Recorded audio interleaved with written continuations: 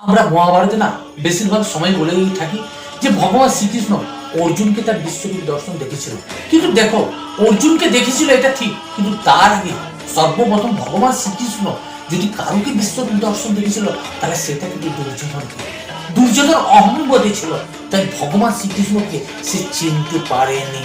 যখন ভগবান শ্রীকৃষ্ণ কুরুক্ষেত্রের যুদ্ধের আগে শান্তি দূত হিসাবে পাণ্ডবদের পক্ষ থেকে হস্তিনাপুর দিয়েছিল, সেখানে দুর্যোধন তার সাথে খারাপ আচরণ করেছিল।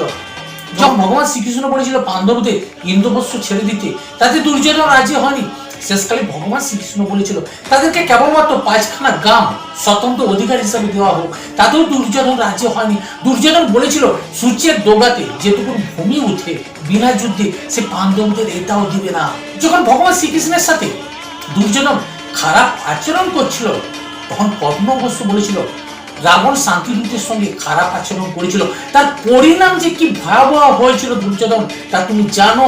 যাও মিত্র, তুমি বাসুদেবের কাছে যাও, তার কাছে ক্ষমা চেয়ে নাও, আর এই যে প্রস্তাব দিচ্ছে এই প্রস্তাবকে স্বীকার করো। তখন দুর্যোধন অহংবোধে বলেছিল মিত্র, তোমরা হয়তো বাসুদেবকে ভয় করছো, কিন্তু আমি এই মুহূর্তে বাসুদেবকে যেটা ভয় করছো সে ভয়টা আমি তোমাদের মনের থেকে দূর করে দিচ্ছি। তিনি কি প্রয়াস করেছিল? ভগবান শ্রীকৃষ্ণকে বন্দি করা। দুর্যোধন তার সৈন্যদের বলেছিল তোমরা এসো বন্দি করো এই কপট গোয়ালাকে। কিন্তু সৈন্যগণ ভগবান শ্রীকৃষ্ণকে বন্দি করার জন্য যে শিকল সেটাই বহন করতে পারেনি। তখন ভগবান শ্রীকৃষ্ণ বলেছিল তোমার সৈন্যরা তোমার পাপের ভার বহন করতে পারবে না দুর্যোধন, তুমি এসো আমাকে বন্দি করো। তোমার কি মনে হয় তুমি আমাকে বন্দি করবে? মূর্খ দুর্যোধন, আমি তোমাকে বধ করবো না দুর্যোধন, কারণ তোমার মৃত্যু আমার হাতে নেই, তোমার মৃত্যু আছে ভীমের হাতে। এই রাজসভাতে যারা উপস্থিত তারা অবশ্য কোনো কথা বলবে না, কেবলমাত্র আজ কি হতে যাচ্ছে সেইটা সাক্ষী হয়ে থাকুন। ভগবান শ্রীকৃষ্ণ বিশ্বরূপ দর্শন দুর্যোধনকে দেখিয়ে দিয়েছিল যে তুমি যা করছো এবং ভবিষ্যৎ তুমি দেখো, এই কুরুক্ষেত্র যুদ্ধের পরিণাম দেখো, তুমি যাদের নিয়ে অহংবোধ করছো তারা কেউ বেঁচে থাকবে না।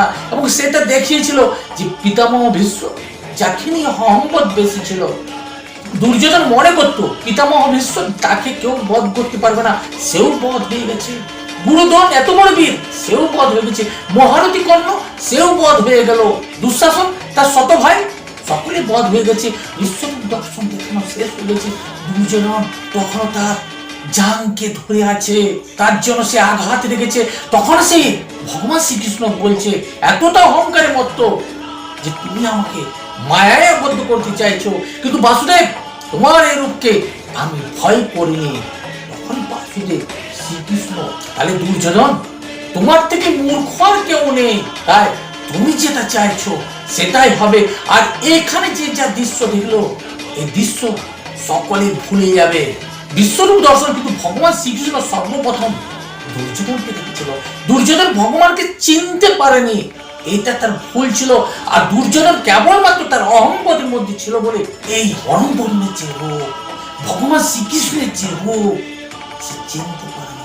এখনো আমরা না অনেক সময় অহংবোধে ডুবে থাকি, আর অহংবোধে ডুবে থেকে কোনো সিদ্ধান্ত নিই, আর এই সিদ্ধান্ত নেওয়ার জন্য না আমরা অনেক সময় এই দুর্যোধনের মতন ঠিক আচরণ করে ফেলি।